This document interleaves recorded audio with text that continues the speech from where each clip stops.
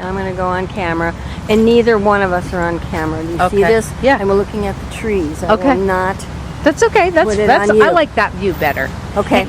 Okay. So Jay, what was his last name? I forget what his name was, but he founded the Hayes Valley Farm, and I'm not sure when, but he had it up and running, and beautiful indigenous plants as well as educational material on the indigenous plants here in the area. It was a great farm. You know, he had crops coming in, he had lots of volunteers. It seems like he had a field trip day for kids on certain days of the week where the kids could come and the teachers, and he was very good at what he does. Obviously, he's done it before. Mm-hmm. And did you come here and did he sell or give away vegetables or anything like that? Oh yeah, people would be able to come in. I'm not sure what the policies were, but they were able to they had a little seed hut that they built out of shingles and wood. Would that have been it? No, it was round. It was round. They might have taken it. Yeah, they did. They took everything but that structure back there. Okay, and so I've been to the meetings for the developer. You have? Yeah. And tell us about that. Well, it was just that I'm a huge history nerd, wannabe aficionado, and I love architecture, old architecture and old items, 18th century. So when I saw the renderings, it was kind of shockingly modern and basic, and we worked out things. What do you mean basic? What does that mean? Just boxes, little shoe boxes with no character and nothing. Just a modern rendering of a modern urban development. Condominiums. Condominiums. Yes. Yeah. Somebody once said they look like kitchen units to them. Yeah, they were just real IKEA type of buildings, and they were going to have a center garden in the middle, but that's very similar to most. So here we have a neighborhood with character, an old Victorian. A lot of history. And a lot of history that interests you. And did you talk up?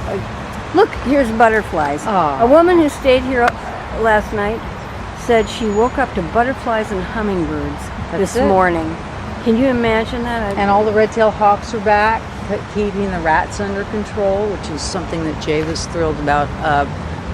The predatory animals coming in and kind of taking care of the urban rats. Yeah. Red-tailed hawks, I took pictures of them hunting, and pigeons and rats are there. I live near the Presidio, and it's wonderful to have these hawks. Yeah, Yeah, and we love them. Yeah. They're magnificent creatures. So Lots of crows. did you stand up? Yeah, crows. I feed a couple of crows in the Presidio. They're very smart for 80 animals. God. And parrots. We have flocks of parrots coming through. This is like the green ones. The green with the red crowns. Yeah, real the parrots. Amazons. Yeah, they're distinct. Their sound is very distinct. You wonder what they're talking about. They all sound like they're, I want to learn bird language when I hear them talking. But anyway, did you speak up about this at those meetings? I just, in a sense, I did. I just went to observe and report back to my neighbors. We're in one historical building here on the block, and we just wanted to be in the know with really how far this had come. It had been so many years that it had been refused, and the development has been taking a long time, and then the recession hit. That delayed things further. So we wanted to know, because we live there, it's going to be a tremendous amount of noise and construction. We wanted to know when we needed to rent our yurt in Monterey to escape. How close do you live to this spot right I'm here? on the city block. I'm going really, really close. There's only 3 buildings, so I'm one of the 3. And there was a beekeeper, had honey here. It was just lovely. And then they even planted in the cracks of the pavement, they planted wildflowers.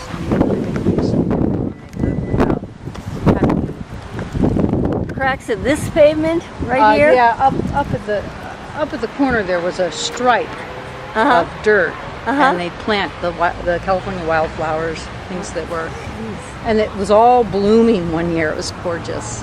And it was really beautiful. This here. land has been protected by that. I mean, by this good vegetation. This land itself is it hasn't been mowed down. Soil and Yes. And the soil, I guess, from what I understand, Jay had all the soil tested in all the areas, and it was actually really, really good.